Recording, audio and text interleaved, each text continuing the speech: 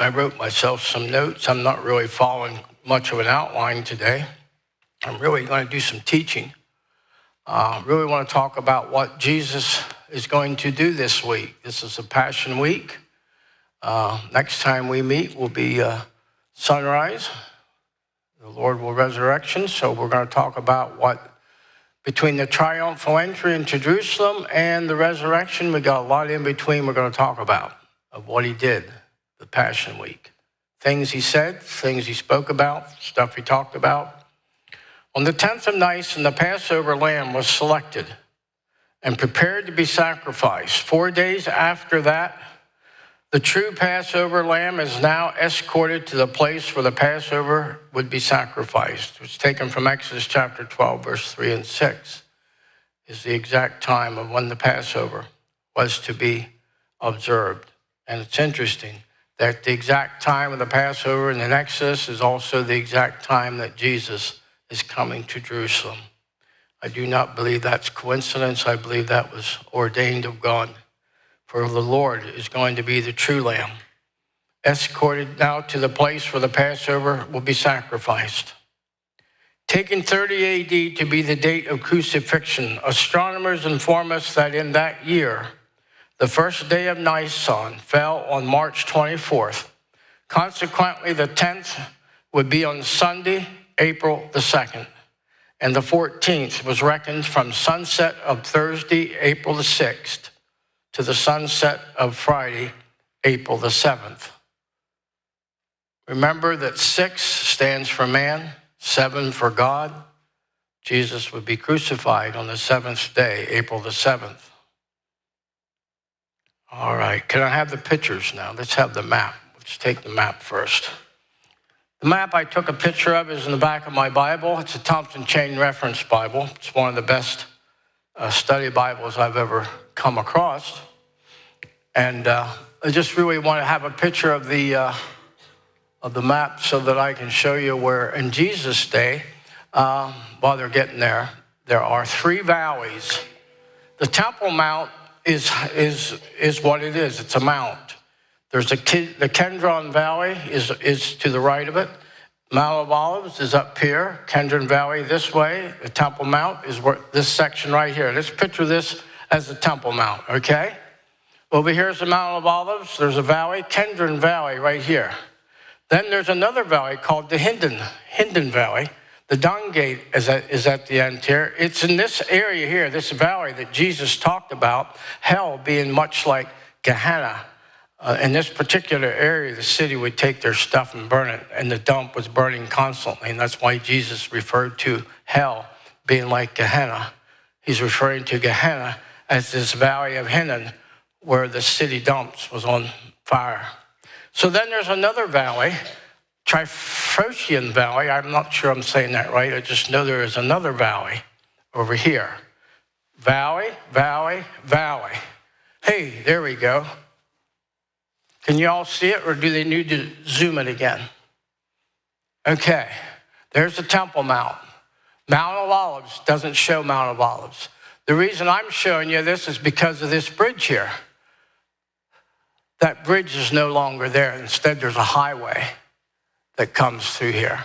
But that bridge was there in Jesus' day. So Jesus would have came down from the Bethphage, located on the 3rd summit of Mount of Olives, which would be here somewhere about in this location. And then he would have came down across the Mount of Olives, which, by the way, there was no sarcophagus and no coffins, cement boxes there in his day. They just have appeared since his time. So this would have been all available property here, all clean, all clear. And he would have came down from this Bethphage, where he got on the donkey, and he'd have rode down. His disciples were following him, and he's coming down through here. Now, probably somewhere around the foot of the Mount of Olives, the Gospel of Luke tells us at the descent of the Mount of Olives, he was met with multitude. Now, the multitude probably came from this direction here. They had heard about Jesus. They knew Jesus was there. Remember that they're all gathered here because of the Feast of Passover, so they're already here. Now, they've also heard that that Jesus had just resurrected Lazarus. That's another reason why there was people gathering around Jesus, because they wanted to see Lazarus. They heard that he died and Jesus brought him back to life. So there is a group, there's a multitude that meets Jesus probably here someplace, and then there's a multitude behind him. So this multitude here probably just turns around and just keeps going through here, because here's where Jesus goes in the eastern gate, and this is a court of the Gentiles. This is where Jesus cleanses this. This is where the money changers are. And he goes in here and he cleanses that. And then this here talks about the footsteps of Jesus during his last days of ministry. That's the footsteps of Jesus. Of course, he's taken to Pilate. Pilate gives him to Herod, and Herod sends him back. Here's a proposed place of Calvary. This doesn't work. Some thought this was it, but that's not going to work. When you study the scriptures, you find that any time that there was a sacrifice done, it was done where? Not in the wall. It was done where? Out here. So this can't work. The sacrifice cannot take place within the walls. That cannot work. So we go to Gordon's Calvary. It's considered Gordon's Calvary. And this meets all the specifications for the Calvary, because it's known as the place of the skull. Also, there's a wine press there, and there's a garden nearby. So this fits the bill right here. This fits it, not this one. This one doesn't work. And some of the pictures I had showed you was from this area, so I didn't spend much time there. That was man's idea. This was God's idea here, because the sacrifice had to take place outside the walls, or in the Old Testament, outside the camp, okay? Old Testament, outside the camp. Everything had to be done outside the camp. We're in Jerusalem, it's got to be done outside the camp. That works, okay? While we're on it, you might as well give the next picture. It should be the one on the pilgrims. Oh, this is the Tomb of Lazarus. This building is built over the site of the belief that was the cave where Lazarus was resurrected, and then they ended up putting his tomb there. That's Lazarus' tomb. Next picture. This is the church on top of Bethphage. Bethphage is the third summit on the southern slope of Mount of Olives. We're on the southern slope. There's another summit here, and there's another summit over here. Okay, next picture. Should be the pilgrims with their palm leaves. There we go. It'll be at this church where they have gathered. They probably did that sometime today. They've got these big palm branches, and this wall is a sloped wall. Over here is Jerusalem. There's the Dome of the Rock. There's the wall. That should be the eastern gate here somewhere. The eastern gate should be here somewhere. There's two arches, and it should be the eastern gate right here. This is the pinnacle of the temple. No, I'm sorry, it's down here. Pinnacle of the temple was right there. And the eastern gate is right here. Now, Jesus would have went across that bridge and went through the eastern gate and would have ended up in the court of the Gentiles. So this ramp goes all the way down, beyond down about in here somewhere, the Garden of Gethsemane is. Then it'll make a turn, and it'll come down along here someplace, and they'll be walking the pilgrim journey, and they'll have to go in down here. I think here someplace they'll have to catch a bus. I don't think they can get across here. I don't know. We took a bus, and they'll have to come in this way and come in by the west wall where the Wailing Wall is. They'd have to come in by the Wailing Wall because all the other gates are closed. And I have something to say about those gates. So during today, when they take this pilgrimage, it would take you from Bethphage, the Mount of Olives, to the city of Jerusalem through St. Stephen's Gate to the church of St. Anne. And the pool of Bethesda is where you'd be going by today if you were taking that pilgrimage. St. Anne, by the way, is the parents of Mary. They would be the parents of Mary, the mother of Jesus. When Nehemiah built, and I wrote this down, The gates of Jesus, and of Jesus' time, he gave each of them a name: the mustard gate, dung gate, water gate, valley gate, Assyrian gate, fountain gate, horse gate, sheep gate, fish gate, old gate, and east gate. That's 11. Currently, there's only 8 gates to the old city, and only 7 of them are in use. Most of them were rebuilt over the old gates. The east gate's the oldest one, which I mentioned there in front of the Dome of the Rock.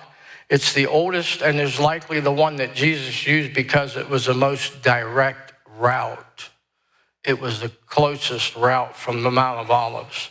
It's probably the one that he used, and by the way, it was destroyed in 70 AD. It is currently blocked.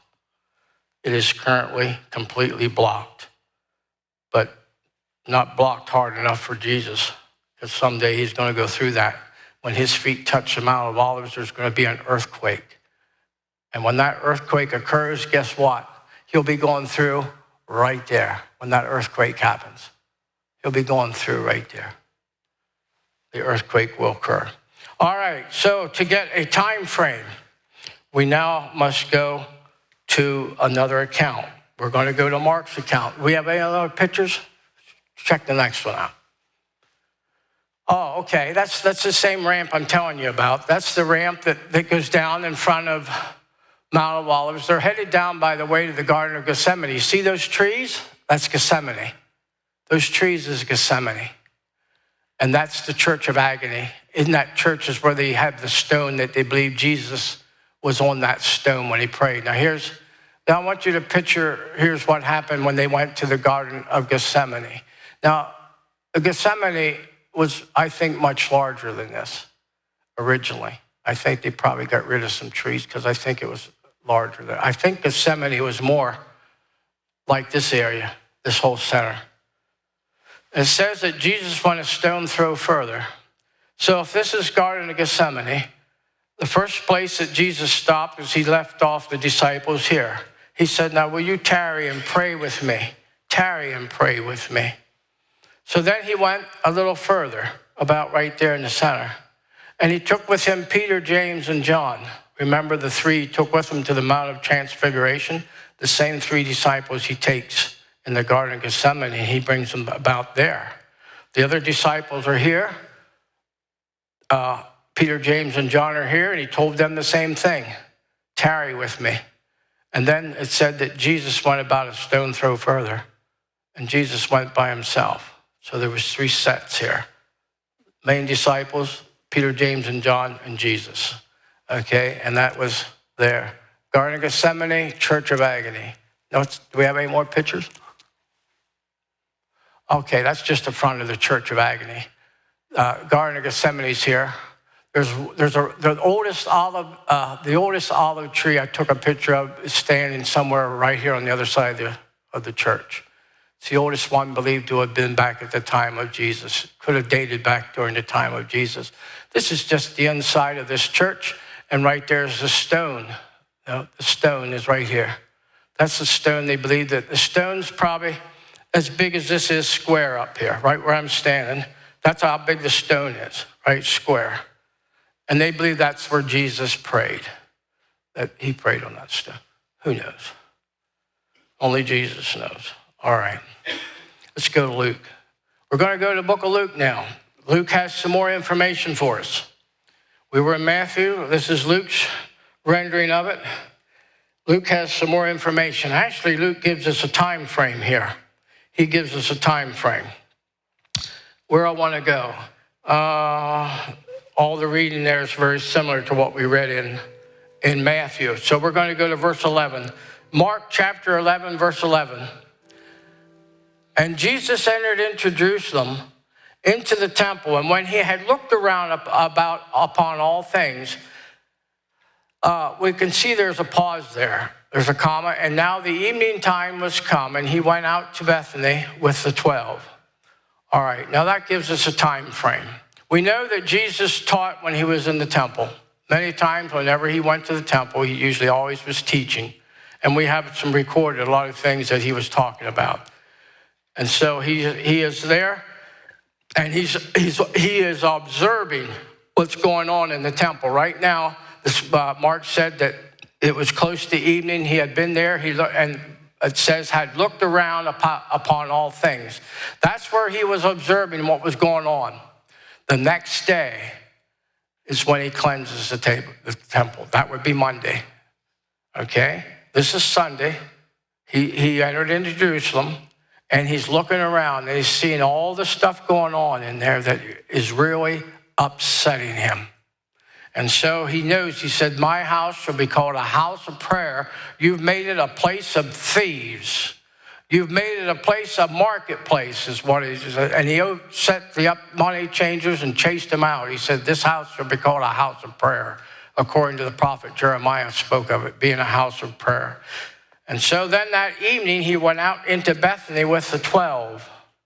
Now, it doesn't say Bethany is a place where Mary, Martha, and Lazarus lived. It's also the place where Simon the Pharisee lived that also invited him for supper. And he had a meal there while Mary Magdalene anointed his feet. Okay, so in Bethany, it just says they were in Bethany. And then on tomorrow, there is our time frame, Monday. On the morrow, when they were come from Bethany, he was hungry. Now, wait a minute. He was hungry. Doesn't say the disciples were hungry. So that tells me I can read between the lines here. If Jesus is the only one hungry, guess who got fed? The disciples had something to eat. But you know what was common with Jesus? He fasted a lot. And that tells me Jesus was fasting. He probably said, now you fellas, you can just hang out here if you want. That's okay. But I'm going to go spend some time with the Father. And that was his habit. He did that a lot. And that's why he was hungry, because he obviously fasted. He was fasting that night. He didn't have supper. He was hungry. He saw a fig tree having leaves. He came and he wouldn't find anything thereon. When he came to it, he found nothing but leaves, for the time of figs was not yet. Jesus answered and said, no man shall eat fruit of thee hereafter forever. And his disciples heard it. And they come to Jerusalem, and Jesus went into the temple and began, here it is, to cast out them that sold and bought in the temple, and overthrew the tables, the money changers, and the seats of them that sold doves. Okay. And that's when he cites. Now I have to move on, because I told you I'm not keeping you like I did last week. I'm watching the time today. All right. I got to go to the back of my Bible, because what I want to do is tell you what happened. I'm just going to read what happened. Here's what Jesus is doing. On Monday, he curses a fig tree, he cleanses the temple, and he does healing in the temple. Tuesday and Wednesday, his authority is questioned. They say, by what authority? Now guess what? This is after the Pharisees see what he did in the temple. They said, by what authority? Who do you think you are? You come in here and just do as you please. Who do you think you are? They're questioning his authority because he just cleansed the temple. They saw what he did.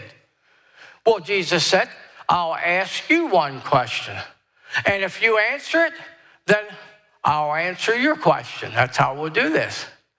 And so the question that he asked him that, well, let me go to the scripture.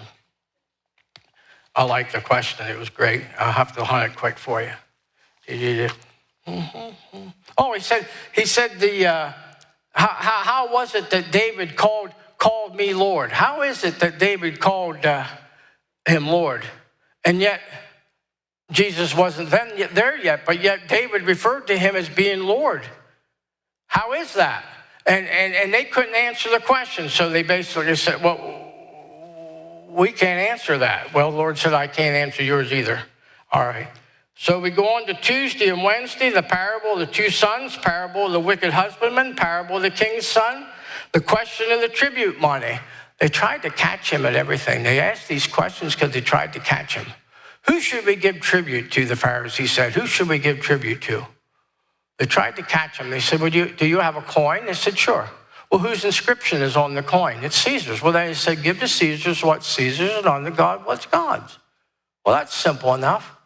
They couldn't catch him, but they tried. The Sadducees had a question. We don't have time to read all that, but the Sadducees were sad, you see, because they didn't believe in the resurrection. And that's what made them sad, you see. So they had a question about the resurrection. They had a question. And they gave this spiel about this guy here married, and then something happened to her, and then he married again, something happened to her. Well, this happened 7 times, and then, of course, they said, in heaven, whose wife would be? Well, evidently you never read the scriptures, because in heaven there is no marriage, nor are they given in marriage, and they're just like the angels. So you're not reading the Bible. You're obviously not reading it. It's written. They're just like the angels. Okay.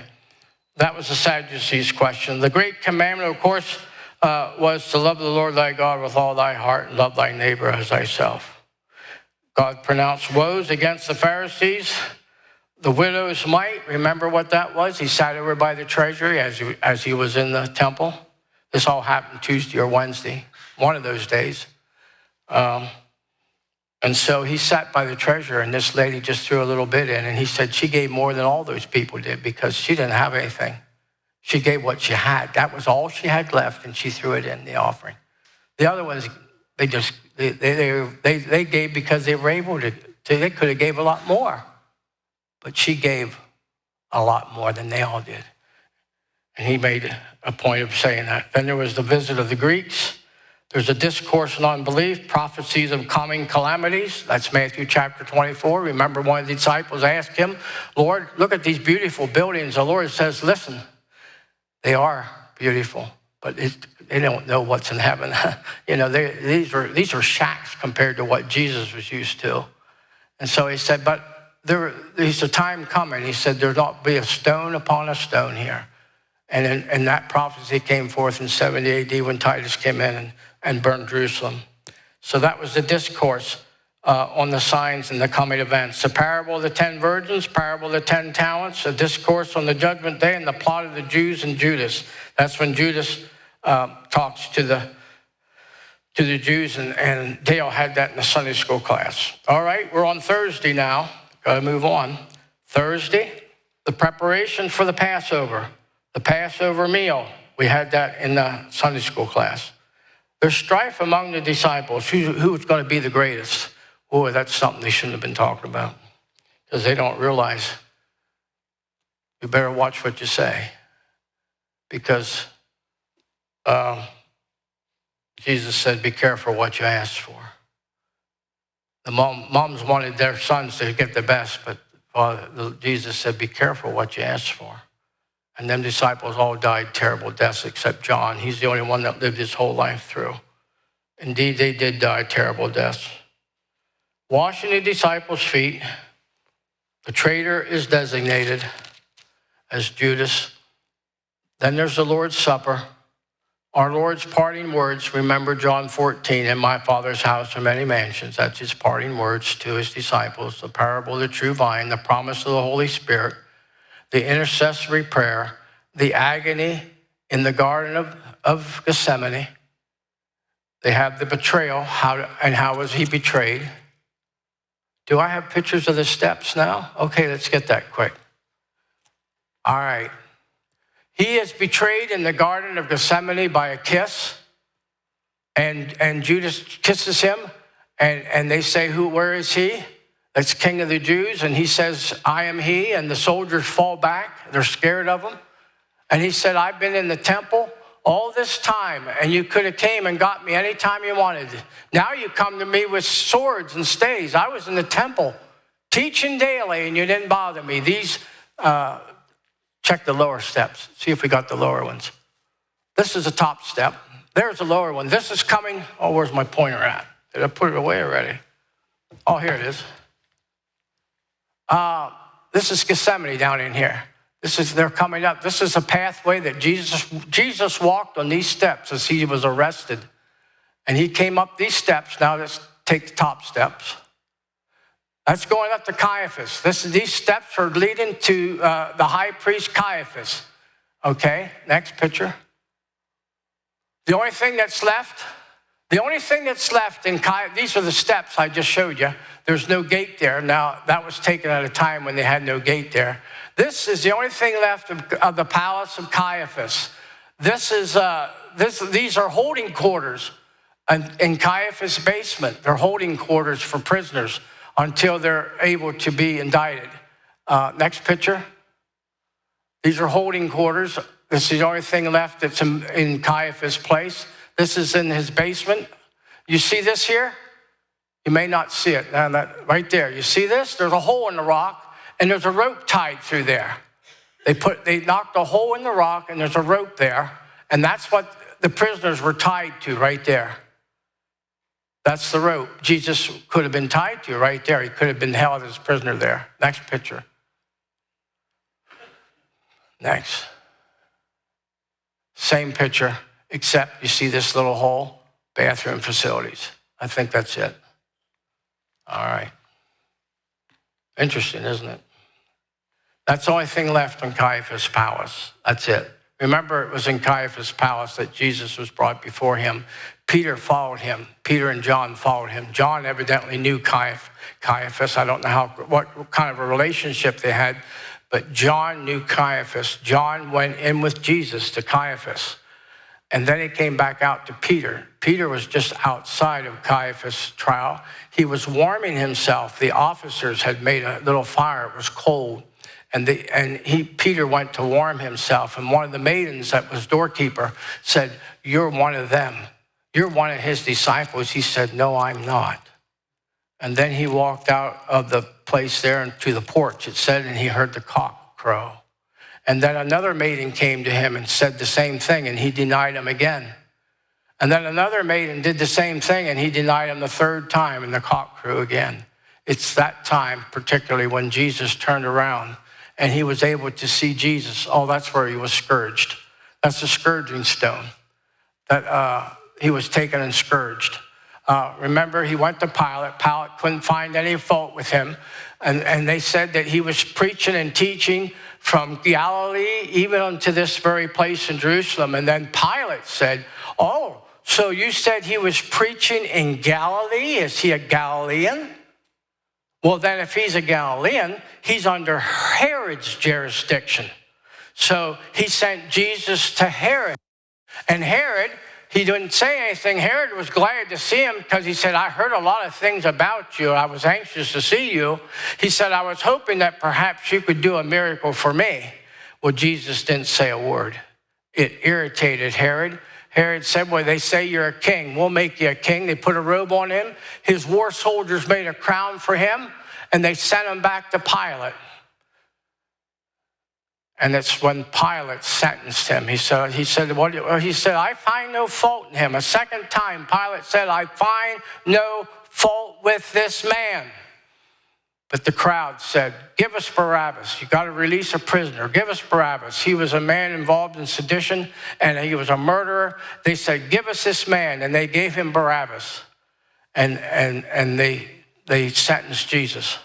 And when Pilate finally sentenced Jesus, that's when the first station of the cross was. Station number one was when he was sentenced. The last station is when they took him off the cross. There's 14 stations. It's time to go home.